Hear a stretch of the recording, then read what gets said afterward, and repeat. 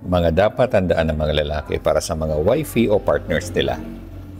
Be present with her. You have to be there for her. Pag nagsasalita siya, makinig ka. Pag may nilalabas ang sama ng loob, pakinggan mo. Lalo na pag upset siya sa buhay niya. Pag merong hindi nangyayari maganda sa buhay niya, pakinggan mo siya. Just hear her out. After that, pwede ka mag-offer ng perspective or resolution mo.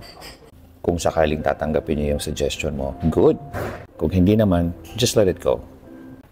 Kailangan mo lang siyang tingnan, pakinggan, at maintindihan. Pag bad trip siya sa'yo, huwag ka nang dumipensa. Kahit na walang basehan yung kanyang reklamo, hayaan mo na lang. Oo, alam ko, hindi magiging madali yun. Kung gusto mo magkaintindihan kayo, unahin mong pakinggan siya. Touch her. Hold her. Sabihin mo sa kanyang mahal mo siya. That she looks gorgeous and sexy, appreciate mo siya. Suportahan mo siya sa mga gusto niyang gawin.